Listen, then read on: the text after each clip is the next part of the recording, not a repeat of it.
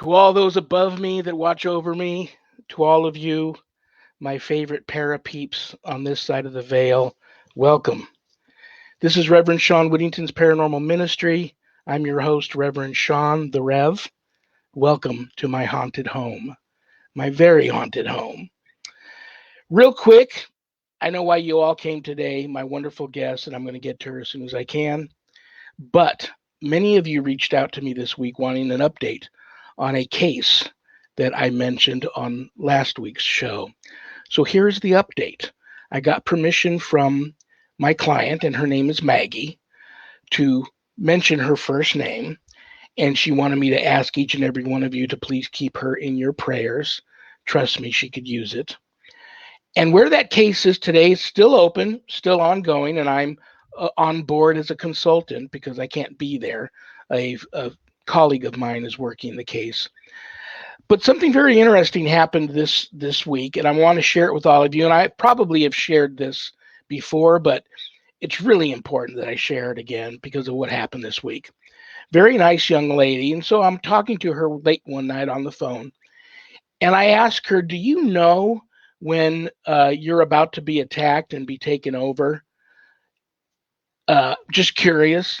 And she goes, "Oh, yeah, absolutely. I can hear it walk up behind me and I can't see it. But if I look up, it looks like somebody has thrown a black sheet or a dark cape or something over my head.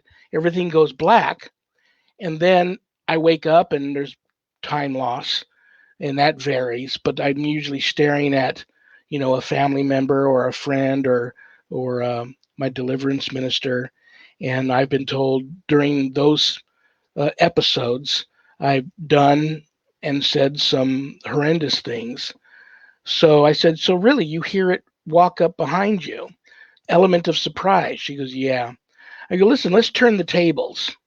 So I asked her to go and get one of these. You know, that's what you guys look like now. Can you see yourselves? Asked her to get one of these, and she went with my friend and got a nice little hand mirror at the nearest beauty salon. I told her, try to keep it with you as much as possible. And if you have time to do it, if you're aware of what's going on and you have time to do it, when you hear and feel this thing sneaking up on you, hold the mirror up like this and look behind you.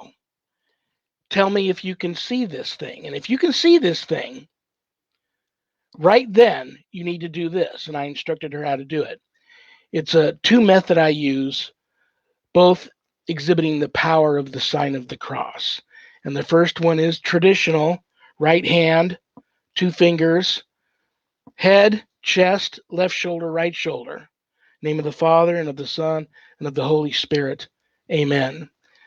Representing God, my belief in God, my love of the cross, and my strength to shoulder the cross. Then I follow that up with the three small crosses made with your thumb. One on your forehead, God on my mind. One on the lips, God on my lips. One on your chest, God in my heart. Amen. Then you tell this thing, unclean spirit, I rebuke your presence. And I command you in the name of Jesus Christ to go to the foot of the cross for Jesus to deal with you and send you back from where you came. Amen. Not in anger, though. You say this with the confidence that the Holy Spirit is working through you and helping you fight this thing back. Never in anger.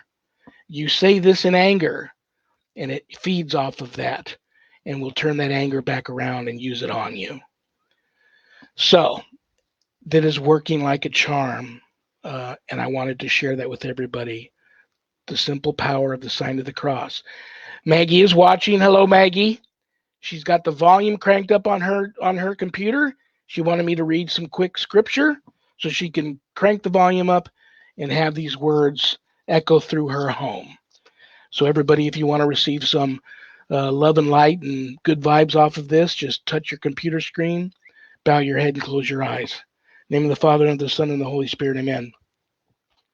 And do this, understanding the time, for it is now the hour for us to rise from sleep, because now our salvation is nearer than when we came to believe.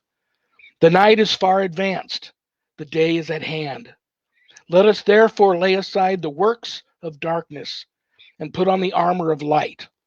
Let us walk becomingly as in the day, not in revelry and drunkenness, not in debauchery and wantonness, not in strife and jealousy, but put on the Lord Jesus Christ. And as for the flesh, take no thoughts for its lusts. Romans. Brothers and sisters, real quick here, anything you want to know about me and my wife and our ministry work, you can find out at our website, www.ghost-b-gone.biz. If you go to the website to visit, there's a lot of cool things to see there. In addition to being an ordained exorcist, I am also a spiritual advisor, intuitive coach. If you're having spiritual issues, not paranormal, and you would like to make an appointment to speak with me about those issues, you can do that on the page entitled Spiritual Advisor. Don't leave the website without navigating back to the page called the WSE course/book.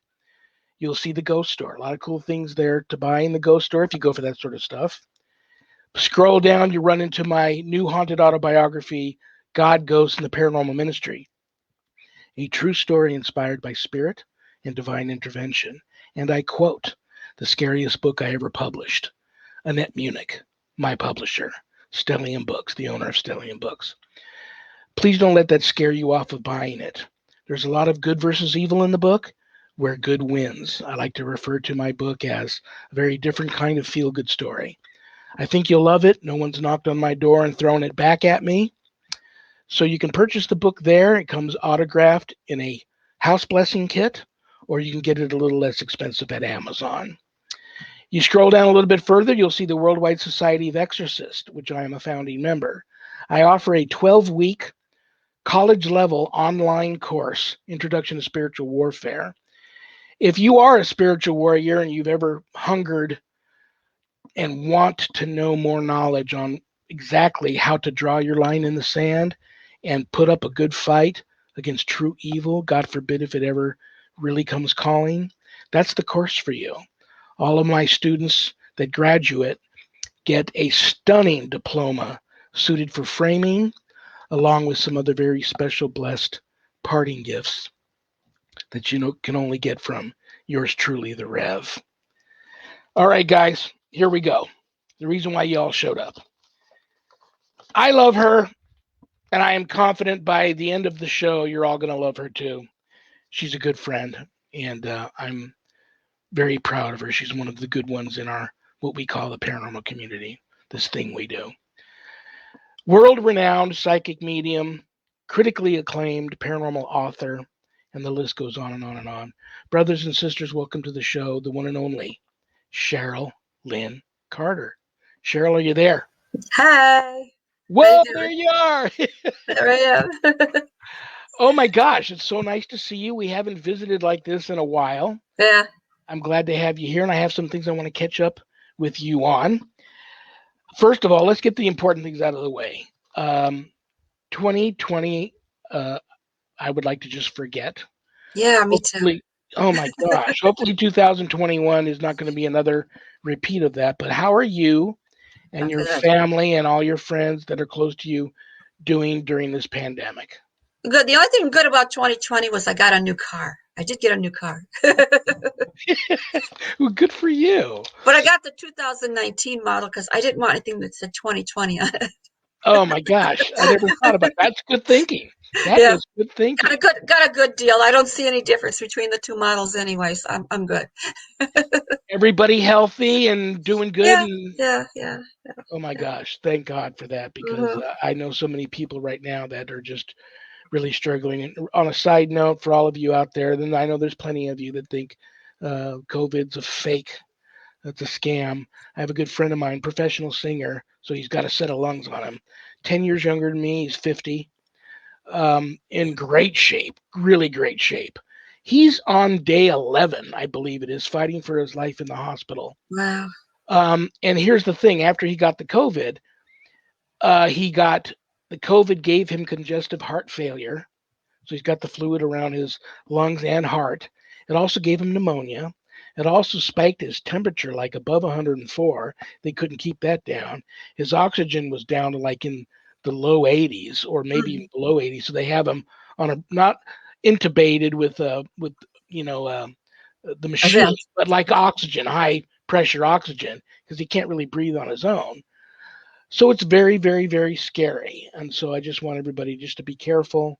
We're going to get through this, but uh, you know, maybe it won't be herd immunity after all. A lot of people believe that after the smoke clears, the only ones left will be those that didn't get sick, God, by some miracle, those that did get sick and survived, and those that got the vaccines. I hope that's not the case, but so let's all stay in prayer for one another and stay strong. But Cheryl, you look beautiful today, and I'm so glad that you look healthy and happy and great. And so I most of my questions I have today are actually from friends and followers of yours who sent Oh, me stuff. But let me get a couple things out of the way first. It was funny how you reached out to me a couple of days ago. I asked you to remote view my home, and you nailed it. You nailed what is causing the activity here, which is that huge bell that I've got that was gifted to me. Um, I suspect the running around in the attic is my cat, who we just put down last week, and then this week he got her ashes here, and she used to do that all the time. So I think that's her. But you wanted to know why I picked the picture I picked of you to promote with. Something about that picture jumped out at me and spoke to me, and you said you were interested to know why, that you had such a great story behind that. So I want you to go ahead now and share with my viewers the story of the backstory behind the picture I used of you for promoting today's show. I think the person wanted me to tell her story again. I think so. She likes when I tell her story. Well, actually, I was standing close to the grave of my great aunt, and I was doing my genealogy probably 10 years ago. Didn't know who any of these people were, and I'm just searching for things, and I had her name on there, but I didn't know anything about her. And one day I'm driving down the street and I'm looking in the cemetery, and there's all these beautiful yellow flowers. And I heard somebody in my back seat. No, I'm all alone. I heard somebody in my back seat saying, "I'd like some yellow flowers on my grave." And I said, "Okay, I'm not sure who I'm talking to. Okay. But my grave's lost." And I go, "Okay." And then I didn't hear anything. I get home, somebody is showing me flashes of pictures in my mind of a cemetery. Don't know where the cemetery is. Looks like it's really old, falling apart. Just showing me pictures. And I said, "Okay, well, where is this place? Don't know." This went on for weeks. I kept seeing these pictures every night, but I didn't know where I was supposed to look, where I was supposed to go, because she wasn't telling me anything, except I need some yellow flowers. So back to my genealogy, and I looked on the paper one day that I had a little handwritten paper. Somebody scribbled some things, and it says Elizabeth Trestrail died in a fire when she was 14. She's buried in an unmarked grave in Troy Grove, Illinois. And I said, "Oh my gosh." And she goes, "Yes." Then I heard her go, "Yes, yes." And she's showing me the pictures again. So now I can't wait to get back to Illinois to try to find this. I didn't even know this cemetery existed. It was like over the bridge by my house where I grew up. Never even know that it was here because it's way back into the woods. It's back from the 1800s. I walked in there and it's just creepy. I thought I saw two women standing over on the side. I said, "Oh, good, I'm not alone." And I looked to see where their car was, except there was no car there. And then they were gone. So it was two ghosts walking around. So I'm trying to find her grave, and there's probably 20 markers in the whole cemetery because it's been vandalized many years ago. And I said, "Well, where are you? Where are you?" And I have a vision of her by that fence there. You saw that little fence. If you look over that fence, there's a big tree behind it. And under that tree, I saw her standing there Oh, under the tree. I said, "Okay." So I went back, got some flowers, came back to the cemetery, and I had my recorder. I'm putting the flowers down on the ground, and I put the recorder down at the same time. And I said, well, I guess this is the spot where your grave is. I hope so. I brought you some flowers. And when I picked the recorder back up, she says, thank you. I'll tell you, this spot has my history. Clear as day. Unbelievable. Actually, not unbelievable. You are one of the legit gifted people when it comes to spirit communication that I've ever met. That's an incredible story. And I almost started feeling very emotional about it because well, you probably know even better than me how much that means to a spirit. Yeah. I Um, made her a little marker and I put it on the ground. Now I says, now you won't ever be lost again. wow. And a Now, funny thing, I went back 2 years ago and there was a lot of rain that summer. And I went back and the tree must got hit by lightning. They cut the tree down. I go, oh no, the tree's gone. oh no. But her marker was still there, but it was kind of moved around in the grass. And so I went to move it and there was like a little square with a circle next to it, probably about as big as your cell phone.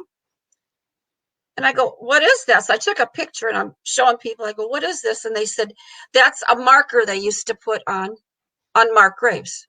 And you could put flowers in that little hole. So Oh, I was on the exact spot. I was really right. wow. I had her spot. It was just covered up in the dirt over all the years, and the rain washed it away. Yeah, I was on the spot. I can sense right now people are going, you you made such a connection with the spirit. Yeah. Now, did any attachment come from that? And do you see her at your home a lot? Well, she talks to me a lot. She's not at my home, but she talks to me a lot. When's the last time you've been out to see her? I didn't get to Illinois last year. Every time I go to visit my sister before I go to anybody's house, I stop at that cemetery first with Oh, her so flowers. cool. That's so cool. That is very cool. Yeah, I always go there first. But like I Um, said, that whole place is haunted. You got your recorder going, you're gonna hear voices. well, the crazy thing about this. That's that picture, and I have many pictures of you. That picture jumped out at me and spoke to me to use in promoting your appearance today. And then I start thinking about cemeteries, how many that Sharon and I have ran into just, driving through the desert, just not really knowing where we're going, just decide to take a drive and you find some of these old ghost towns, and there's a cemetery there somewhere, and they're just like that. You have to search for them, and when you find them, it's all unmarked graves and such. And I used to give a tour in a pet cemetery many years ago. Uh, So all of a sudden, I get sent. We're supposed to talk about this because I get sent two articles. The first article I get sent is "Party Like It's 1899. Are cemetery picnics making a comeback?" And apparently they are. And back in the day, like right after the Civil War, there were no parks, no national parks. And so they made the cemeteries like the parks, and everybody went there and had picnics and parties and mhm. sat on their loved ones' tombstones and lit candles and burnt incense and poured liquor onto the ground where they were buried and included them in on the party at a picnic. Um, I think that is phenomenal. I mean, in a weird way, it still pretty much goes on. I go to see my parents every once in a while at the Mhm. Memorial Cemetery out in Henderson, and everybody's out there like that. It's all war heroes out there, but Mhm. everybody's, they bring their chairs and their family members, and they're all having snacks and listening to music low, just so like their immediate family can enjoy the music and talking, having a good time. I think my opinion, and correct me if I'm wrong, is that they're not always there, but if you have something like that, they come. You're not Mhm. really conjuring them, and you're not interrupting their eternal peace, but they come and they enjoy that. Mhm. Um, what's your feelings on? Well, of course, when they finally went to parks and they stopped doing that, but they're making a big comeback now, where people are like having block parties, paranormal block parties at the cemeteries. And if you have a loved one there, you're encouraged to come and have a picnic. But vendors are showing up and putting up little tents and stuff. And I don't know about that. No, no, no, you don't like that. What's your no. feelings about? Um, I would imagine they try to be respectful, but what is your feelings about these picnics at the cemeteries and graveyards making a big comeback? If it's a little intimate one for your loved one, but to make a big paranormal thing and video it, no, that's wrong. No. I might have misspoke. Not really. But I mean, so I know some people that do that, and I think that's wrong. I can tell you people that do that. Yeah. The flip side of that coin is I remember when my wife Sharon first got diagnosed with the first of her three very rare cancers. And she was really bad at this point. A psychic medium friend of ours who at the time lived here reached out to the paranormal community, and she set up a paranormal potluck at a nearby haunted park. And so many people from the paranormal community showed up. Bring your own booze, bring your own dish. There's going See? to be barbecuing going on, and we're going to just have this big paranormal potluck in honor of Sharon. But we'll get to meet one another and hobnob, rub elbows, get to know each other.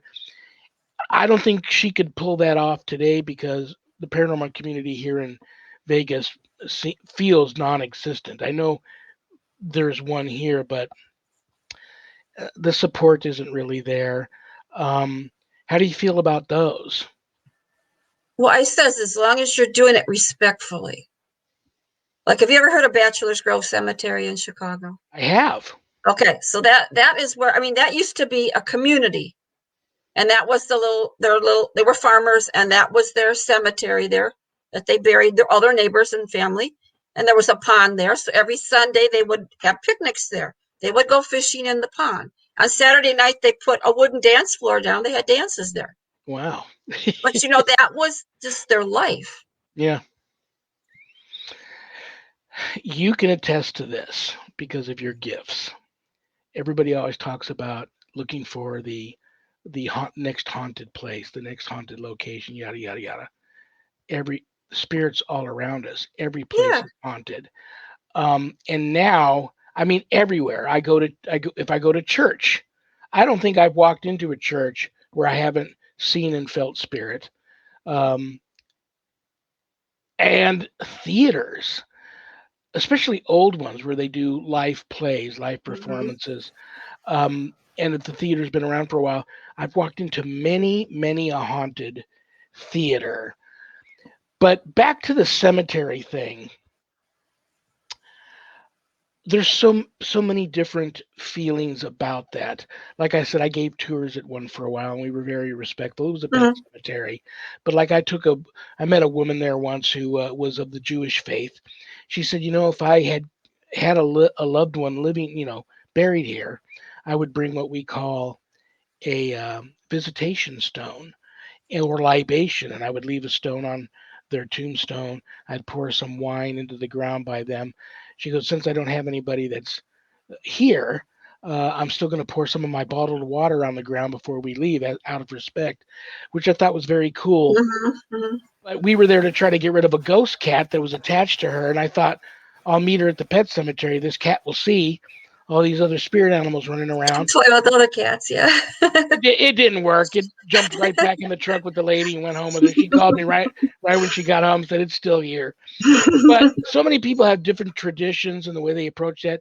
Do you have any traditions like that, whether it be a cemetery, a theater, um, a church that is haunted? Any personal traditions or things that you do or don't do when you're at these locations? If I ever go someplace where there's a burial mound, I always bring tobacco Hmm. to offer you. That's an offering you make to the spirits there. You can say whatever kind of prayer you want, just it's respectful to do an offering. And when I go, I like to go to old cemeteries, and I don't know about you, but there'll be one grave that calls me. Every single time I can walk around that whole place, and this one grave calls me over, And I got to write down their name and information. I got to come home and research their story. They want me to know their story. There's always that one person. Sometimes they talk in my recorder. Sometimes I just have to go research who they were, but they wanted me to know they're, and I always, when I walk into the cemetery, I say, hope it's okay if I came to visit. Don't want to intrude. And then when I leave, I say, thank you for visiting with me today. We have a Cindy. Hi, Cindy. Wants to know why tobacco. I think I know. I'm going to let you answer it though. Well, I'm a native. That's what we use.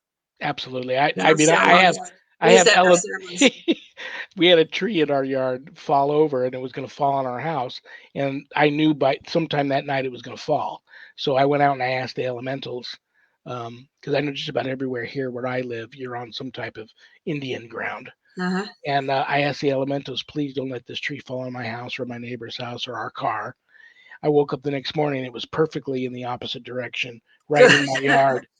And so when they finally pulled the tree out the stump, it naturally grew this, like you said, like almost like a burial mound. I know it's not a burial mound. Well, I don't know, but it developed this weird mound where the grass grows there better than anywhere else in my yard. So I dug a hole and I did that. Interesting.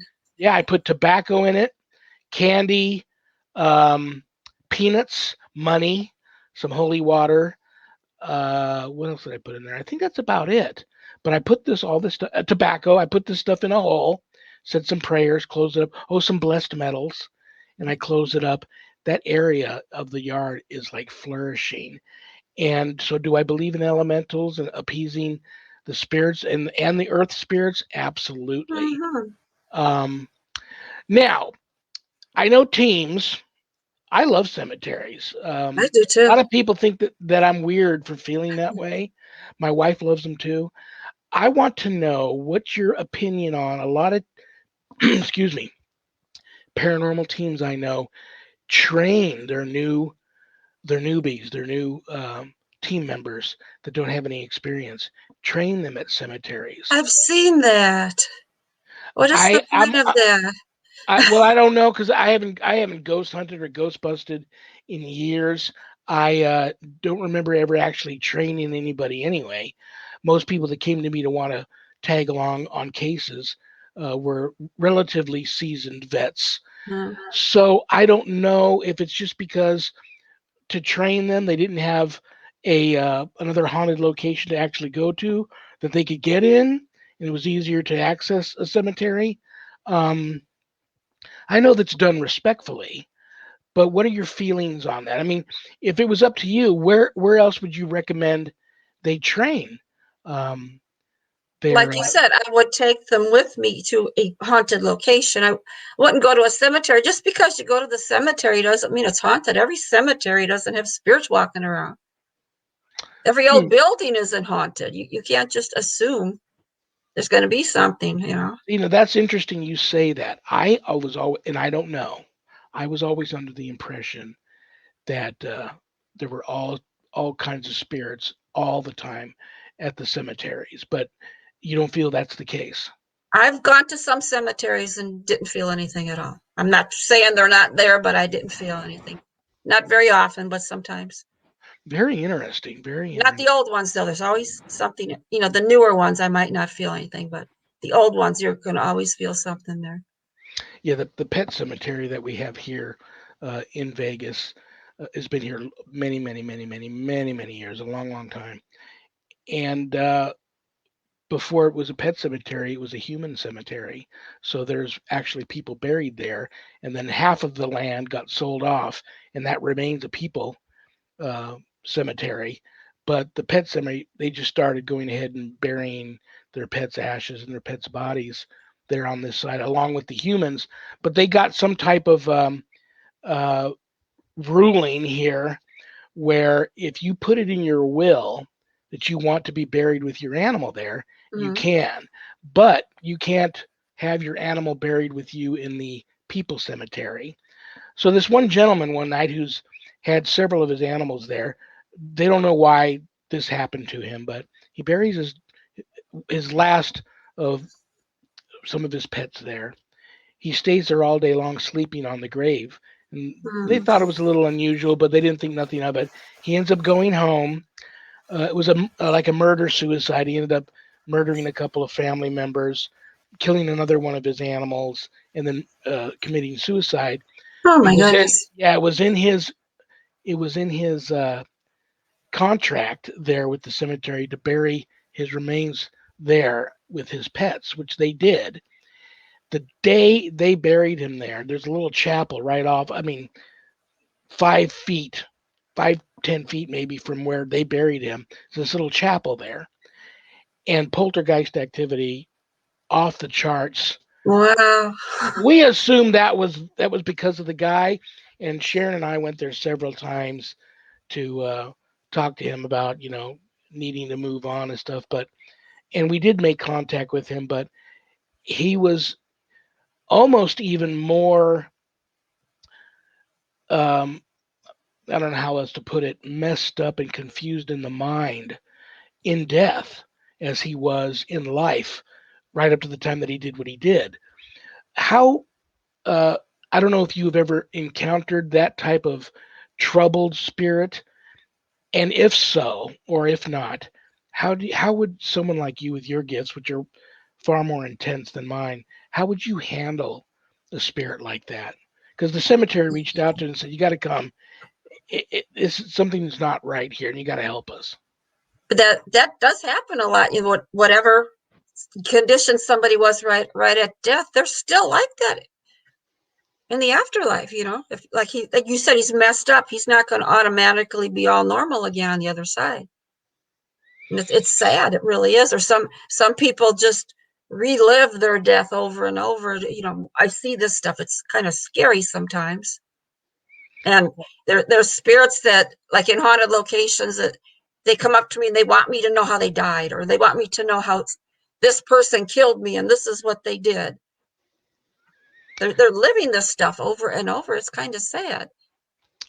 Oh, it's totally sad. Mhm. I'm just us talking about it. I feel very sad and reliving some of the things Sharon and I went through with this particular So, individual. you know, but once you, most of the time, once they talk to me about it and all that, you know, and I say, I'm sorry that happened, then they move on.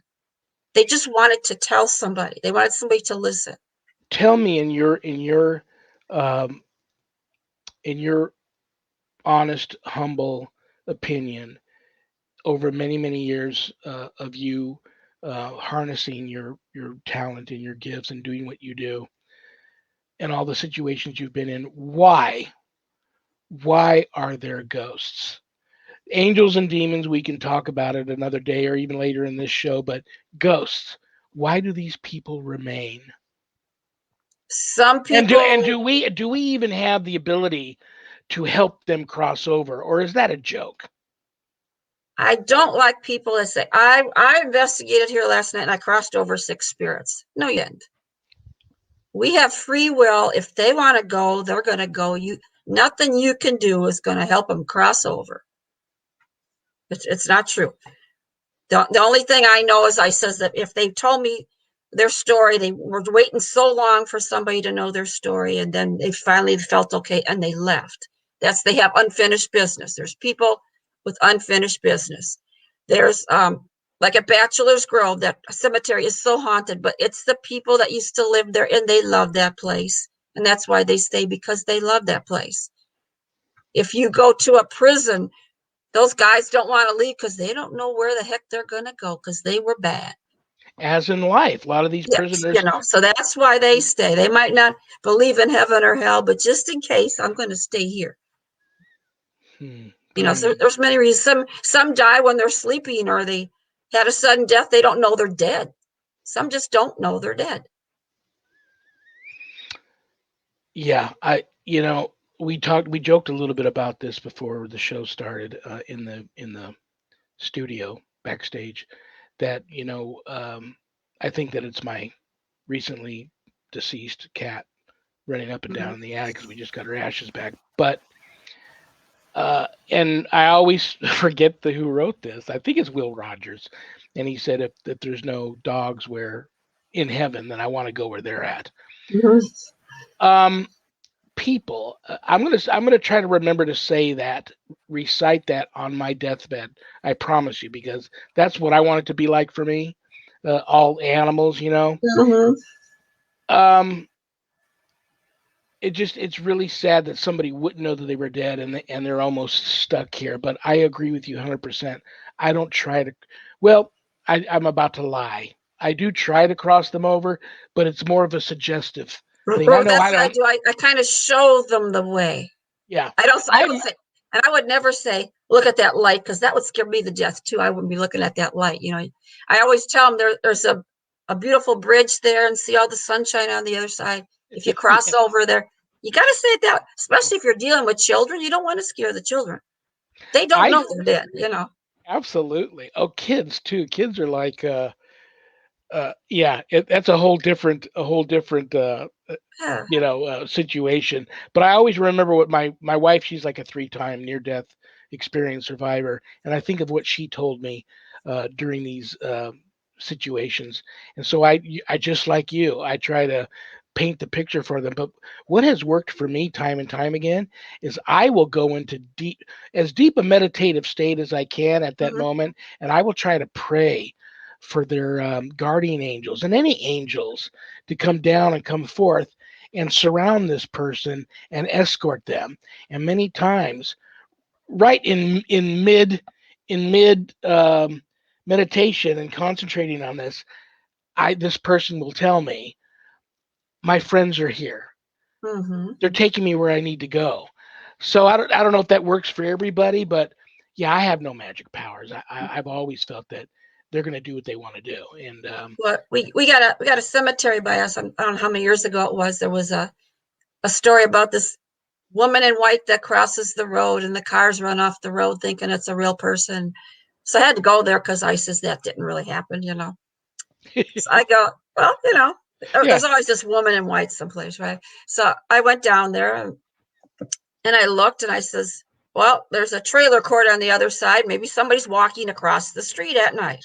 Okay. So then I saw the road was on a curve. So I went around the curve. Then I start driving back. Now there's just trees all around the side of me as I'm coming around the curve. And all of a sudden you're right there. And I said, yes, somebody was just crossing the road. That's all it was. So I go into the cemetery. This another old one. So I'm looking, there's like 2 levels. I'm down in the bottom level. I crawl up to the top level. That's really, really old up there. Okay, now that's haunted. I'm seeing people peeking up behind trees looking at me. I see little kids playing. It's really haunted on top of the hill. And I look up way at the top of the hill, and there's a woman in white standing there. There she was. And I says, okay, well, who are you? And I was led to a grave on the ground. It was a stone that was just broken in half laying there. And I says, oh, you were 20 years old. Well, what's your story? So I had to go home, went to ancestry.com to look this woman up. And there was a picture on somebody's family tree. And that's the woman I saw standing on the hill. Oh, I'm a firm believer that she appeared to you. When you see a ghost, that's meant to happen. It's not by accident. That ghost is knows that it has allowed you to see it. Yeah. And So I knew I had to help her because everybody would say they see her. And I go, is anybody going to help her? And so that, I went back like 4 times, and she didn't tell me, but I saw that maybe they had a flu epidemic or something. Remember when it was really bad many years ago, and you would get the flu and you would die 24 hours later? yeah. And I see that she was real sick. She went to sleep and she never woke up. Oh, But she doesn't know that. Well, she got married, and her husband went off to the Civil War. And a month later, she died while he's at the Civil War. Well, I couldn't find his grave. Well, that's because I found out after the war, he moved to California with his sisters. Okay, so that's why he wasn't there.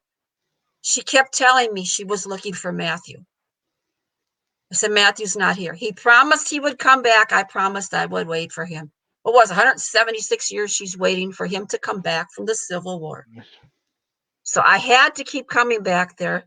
And I go, what am I going to tell her? She doesn't know she's dead. She just kept saying help, and then she'd disappear. And then one day I went there, and I was just getting so frustrated. And I says, Matthew's not coming back. Matthew's dead, and so are you. And I'm going, oh, I didn't mean to say it that way. And she goes, oh, what do I do? And I says, well, I can show you where to go meet Matthew. Yeah. So I did the bridge thing. And she was kind of hesitant to go over the bridge. And so I did. I called him. I said, could you come and meet her? Come and meet her at the edge of, and there he was standing at the other end of the bridge in the bright light in his Civil War uniform, all young again. Wow. That's so cool. And she went to him. I said, but everybody else just, oh, I'm getting pictures of this woman in white. Why don't you ask her what's wrong and help her? You know? I have people all the time that tell me there's no time for ghosts. Ghost time means nothing to them. But I've had ghosts tell me I've been here a long, long time. Yeah. So in your opinion, do they sometimes feel that? And there's another theory that the longer these spirits remain stuck and remain in this dimension, that they tend to develop a malevolence about them. Do you buy into any of that? No, I don't think they get malevolent. I think if somebody's nasty in life, they're nasty in death. But if you're a good person, you're not going to turn nasty because you're there 200 years. No, I don't believe that. But you do buy into that. Some of them sense the passage of time. I think so. Yeah.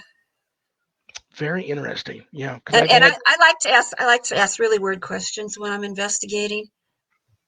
Because I believe when we die that I don't believe heaven's up here and hell's down there. I think it's in different dimensions, my opinion. And when you're investigating how some spirits, their voice is real strong, and other ones their voice is really soft. I don't think their energy is any different. I think one is in a dimension closer to us. Oh, very interesting. My opinion. And so I ask spirits sometimes, and they never answer me because we're probably not supposed to know this answer. But I say, what do I look like to you? I said, you look kind of see-through to me. Is that how I look to you, or do I look solid? Maybe they're solid on the other side, and we look like the ghost to them. How do we know? How do we know? Well, it's so funny how you see them, and they appear in so many different ways. I've had, like, you saw those two women, and you thought they were, oh, there's a couple of people here at the cemetery, and then they look solid. Yes. Yeah, I've seen them like that. I've seen them just the head, just the torso, just the legs. Mm-hmm. It's pretty incredible. I have been guilty of doing something that I hope wasn't disrespectful, and I hope it didn't bring bad luck on me. Etchings. I've done a lot of headstone and tombstone etchings. I did like 3 of my parents, framed one of them. It's up on a wall. Mm-hmm. But the historian in me, at a lot of these places, I see these beautiful headstones or tombstones, and I go ahead and etch them. Have you ever done that? And if you have or haven't, do you believe that that's disrespectful or bad luck to do headstone etchings? I've done etchings of a stone where I wanted to go back home and research who they were. Gotcha. I don't think there was anything wrong with that. Just don't put some kind of material on the stone trying to get your impression. That's wrong, because the stones are old and they're delicate. You can't be putting other kinds of chemicals on there. Don't fill them in with chalk. People want to fill. Don't do that, because there's chemicals in the chalk. Yeah, absolutely. Get a piece of paper and a pencil and rub it over gently. You can get your etching. If it doesn't come out, it doesn't come out. But don't be putting anything in the grooves of the letters. I forget what Sharon bought me. She went to an arts and crafts store. It came on a big pad, an artist's pad, but it wasn't tracing paper, but it was a type of paper designed to do that type of thing. Mm-hmm. And got me the little. They looked like black crayons, but they were pieces of charcoal. Yeah. And I would actually use that, and it worked very, very well. That's what I do, because you don't want to put anything extra on the marker. I don't want the show to end. We got about 15 minutes before people know the most important things about you.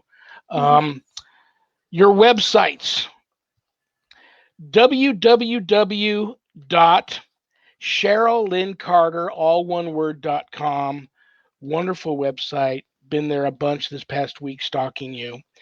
And if anybody is interested in any of the many books you've written, and I think at one time or another I've talked to somebody who's read each and every one of your books, And like I said, I wasn't joking when I said critically acclaimed.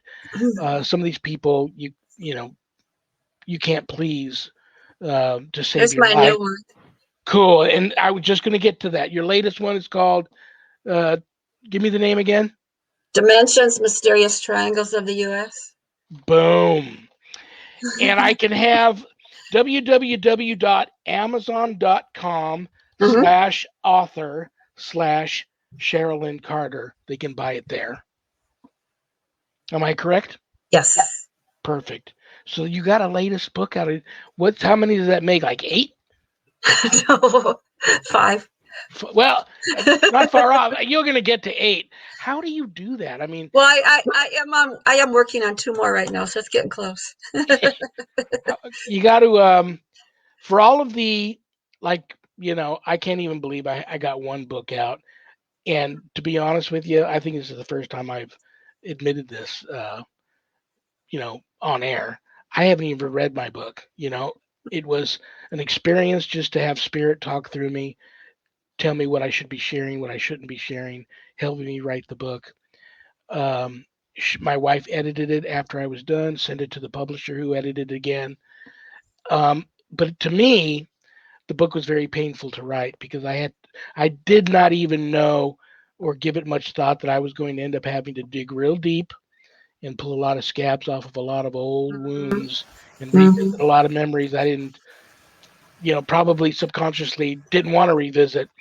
So it was very painful. I left a lot out of the book because I didn't want it to look like War and Peace to people when they go to the Yeah, shelter. that was a good But book. Did you read that? no, I want to. But what I want to ask you, for all of the aspiring authors like me that don't know what we're doing, and I'm thinking about writing another one, but at the same time I'm dreading it. How do you successfully write that many books and they all be so good? The main point when I'm writing a book is I want you to feel like you're there with me. That's what people say. Yeah, I felt like I was there with you. That's the whole point. Yeah, like you said, you don't want it to be like War and Peace. That is kind of bland. But I do. Well, I also meant Yeah, two things: I bland describe. but big and thick. I didn't Yeah, want to scare but I mean, people. I talk about the scenery and the sounds and the smells and I want you to hear my feet crunching in the grass as I'm walking through. I want you to be there with me. And that's what I do in my books. Like I'm not just telling you something. You're coming through the story with me. You're a very, very talented person. I'm proud of you and jealous of you at the same time. Um, I'm gonna try to get my second one out because I left a lot of things out of the first one, and then so much has happened since. So that's I'm on the fence with jumping into that, but I don't want this. I just go to work 3 nights a week, like 2 hours a shift, and I work way in the back because I don't want to be around people. Um, I don't want 2-3 years of us going through this pandemic and me have it be wasted, where all I basically did was Yeah. nothing, sit here and work paranormal cases and do my podcast and my radio show on Monday, and then that's it. I want to try to do something positive out of it, but oh my God, I'm kind of dreading jumping back in because once you throw the anchor over, you sometimes go in with the anchor and you're like stuck. There's no getting out now. You've jumped in and you've got to finish it. And But the thing is, if you're writing and you don't feel like writing today, then don't do it. Only do it on the days that you feel it. Otherwise, you're gonna just write a bunch of garbage and go, what is that? I've done that, so don't force yourself. You don't feel like writing on Tuesday, don't write on Tuesday. Wait till Wednesday or Thursday. That you got to have the feeling. That's most important because it'll show in your work if you didn't have your heart in it that day. I told one of your friends we were going to talk about cemeteries today. She Mhm. did mention you must have told this person about Elizabeth, so she Mhm. wanted to talk about. But so many people, I mean, have been sending me all of these things. You better make sure you mention the things not to do because every time I go to the cemetery to visit my parents or I go to a historic cemetery because I'm sensitive to communicate with spirit, I see people doing these things. So better to make sure you go over the list. Um, pretty basic. Don't go after hours. I think that, to me, I've done that a lot. I haven't never trespassed. I don't know any Don't cemeteries trespass. anymore that I don't know any cemeteries that lock up at night Some do. anymore, but some Some have do. gates on them, some don't, but some do. Well, I always found the best time to go was at night because it was just you and and what you're going to experience and the spirits there. That there's a lot of no interference. Well, if you go during the week, there's not usually a lot of people around because they're working. Don't go on the weekends because, yeah, that's when all the people are around. But if you go during the week, you got pretty quiet there. Oh, this is a someone said I go to there's roads through my cemetery and people speed through there. Tell people to slow down. Oh, no. That's sad. But people said don't let your kids run wild. Oh Yes. my God. And something's hitting me right now about that. Yeah, totally. I've seen that too. I who am I to judge? Who am I to I would never go over to somebody and say, get your kid in line because I know how I'd feel if that happened to me. But when I read that, don't let your kids run wild. I had a case once where a woman took her family to the cemetery. They weren't, later on, I found out they weren't behaving. And To one of her, scare them? one of her sons, no, to go visit a family member who was buried Oh, there. okay. Or they had a plot and there were several family members there. But one of her sons was really being bad. And all of a sudden he comes running up to her and he's as pale as a ghost and he's sweating profusely and he really can't, he's having a hard time catching his breath. He is frightened to the bone. When they finally got him back to the car and they calmed him down to talk to him, he said a little burnt boy Oh, came no. up to him, Oh, no. only had holy jeans on, dirty holy jeans, no shirt, but he was burnt to a crisp, but he had hooves for feet and started chasing the boy around the cemetery. Oh, no. So they're driving back home and he saw this whatever this was, little demon to me sounds like a demon running out there following them home. Oh, no. So yeah, I hope there are kids listening. Don't misbehave at the cemetery. Um, don't walk on top of the graves. I've done it by accident, but Accident's by one thing, but if you know it's a grave, don't walk on it. now, They have pathways there, what's your being in tune with spirit? What's that to them when you walk on their grave? I just think it's disrespectful. You've got little pathways to walk. I'll tell you something I did. I went down to Serpent Mound in Ohio, and they have 2 burial mounds on the side. And they used to have a sign saying what kind of mound it was. Now it just says, don't walk on the mound. That's all it says. It doesn't say that someone's buried there. Well, I mean, so people probably wouldn't know that. So again, there were some people having picnics there that day. And I was walking over because I wanted to get some more pictures of the mound.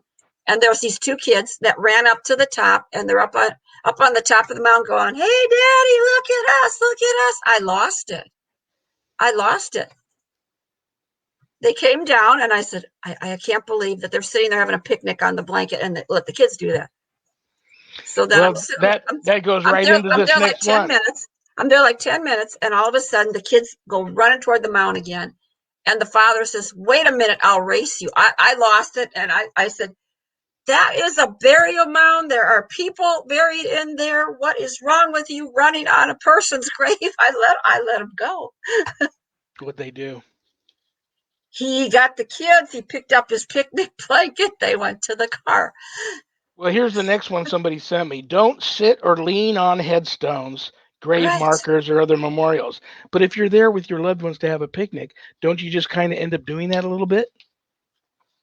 There's people that stand them, and that's why things break. Yeah. Here's a good one for you. It says, don't talk to other cemetery visitors. To do what? Don't talk to other cemetery visitors. That's funny. And another vision I'm getting is the time that the same cemetery I was telling you about, the pet cemetery, a woman drove by there on the one day of the week that they're closed, which is Sunday, but she didn't know that. And she was getting ready to put one of her animals down and wanted to bury them there.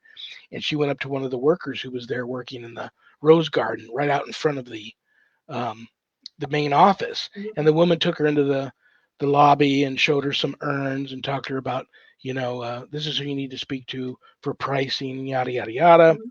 And then they finished their conversation and she left. She came back the next day to talk to this person that the other woman told her, you need to talk to this person. And that woman said, I'm the only woman that even works here. I don't know who you spoke to, Oh my but gosh. and we're also closed on Sundays. Oh my That gosh. They let her in. Oh my gosh. so That's so crazy. you don't talk to other cemetery visitors. They could be dead. If you That's saw those cool. cemetery That visitors is there, cool. um, yeah, that was the same place. Of course, don't leave trash. Don't put up like funky, stupid lights up on the cemeteries, even if it's your people. Yeah, don't. Here's a good one. My wife would. She's still at work, but she would like this one. Don't make out or get frisky. Oh, oh, I know. That's another bad thing. Oh my gosh! But I know it happens. What There's movie was I people that watching? go to haunted locations just for that. That's why you got to sign waivers now that you can't have sex inside of a haunted museum. Oh my gosh. It's on It's the funny. I waivers. was It really watching is. an old movie. I don't know if it was based on a true story. I think it was called Heat of the Night, an old Sidney Poitier, Rod Steiger movie, where the black cop gets stationed in Georgia to help with a murder case during the time where height of the civil rights movement. So he was in Georgia. He's receiving a lot of no cooperation, but Rod Steiger, the sheriff there, it respects him and tries to help him. But the guy they finally caught who impregnated this girl and tried to get her to do an illegal abortion, in telling the story of what happened, it was so hot one summer night there in Georgia, he took her to the nearby cemetery so they could have sex on the cool tombstones. Ah. I mean, you can imagine people not knowing any better. I'm sure that type of thing happens. Mhm. And that's not good. That is definitely not good. The list goes on and on and on. I'm not going to go through the whole list, but I thought it was funny. People knew that you were coming on. I had mentioned we were going to talk about cemeteries. Everybody loves a cemetery. Oh, don't be a stranger. Somebody said, if you have loved ones there, someone like you, very gifted to spirit, um, said, Cheryl will get this. Don't be a stranger. Whether you have, especially if you have loved ones there, they want you to come visit. They do. And I don't think they're stuck there, but I think when you go there, something happens over there. Right. And they And come. yeah. And even if you don't have loved ones there, I think the other spirits that are there appreciate that. How exactly they appreciate that and what that's all about, we'll all know one day. But You could feel it though. You feel real good when you yeah, believe that that they did appreciate. That's why I say thank you for letting me visit today, because I could feel that they enjoyed that I was there. Remember, it's an old cemetery. Nobody comes there anymore. They're happy to see somebody. oh my gosh, Cheryl, I love you. I respect you. I wish we had more time. We're at that time. I'm going to give you a quick chance here before we're done to rant about anything. You've got just a few seconds to rant about anything that you feel you might want to rant about or not. That's okay too. But if there's anything you want to get out there and have people hear that you're not happy about, or whether it's in the paranormal community or TV or psychics or whatever, you can rant about it or not. One thing I want to say is this is not a competition. We're all trying to figure this out, okay? Nobody's better than somebody else, so let's all be good. We're all equals, Absolutely. okay? No competition here. I have to have you back. I got to like two questions on my list because we just started having a nice conversation about some other things, and That conversation always I like happens, with, yeah, yeah. especially with you. But I love you. I respect you. I haven't forgot that I asked you to be my co-host on my other show, and at this time, you weren't feeling it, but I'm gonna ask you again. I'm gonna hopefully catch you on a good day and maybe make that happen. But I love you. I respect you. Thank you so very much. I know my viewers today really appreciate everything you contributed to the show today. Thank you so much for spending an hour out of your busy Friday to be here with us. And Somebody in have, chat just said yes, work together. yeah, I want you to have a wonderful remainder of your Friday evening, okay? Uh, Be careful, stay healthy, and I'll talk to you soon, okay? you work on that book because I'm working on one right now. Good night, Cheryl. I'll talk to you soon. Good night. Brothers and sisters, it doesn't get any better than that. Cheryl Lynn Carter, world renowned psychic medium, author. Get one of her books, get all of her books, definitely her newest one. I can feel she's very passionate about that. I will be here next week, another brand new live episode of the Paranormal Ministry. Oh, you guys are going to love her. Christy Clemens Hoffman, world renowned psychic medium, healer, shaman, Shaw woman. Shaw woman, I love that. Has a podcast called Angel's Guidance. You guys are going to love her. So that's next Friday, 2 p.m. Pacific, right here on Reverend Sean Whittington's Paranormal Ministry Facebook Live page and simulcast on the Paranormal United Network Facebook Live page and all of their other social media platforms. That reminds me to thank my wonderful and beautiful, talented, passionate producer, Adrian Hart, aka Ghost Granny, Desert Heart Paranormal, for making this show possible because I don't have a clue what I'm doing. So thank you, Adrian. And remember, guys, heartfelt thank you for all of you showing up. I don't have a show without you guys. Everybody stay healthy, stay beautiful, you know, be careful out there. Stop the anger, stop the violence, but mainly stop the anger. Anger is just a punishment we put on ourselves for somebody else's mistake. God bless you all. On that note, good night, Harold. Rest in peace. Good night, Ernie. Good night, Bill. Good night, Dan. God bless you all. Peace.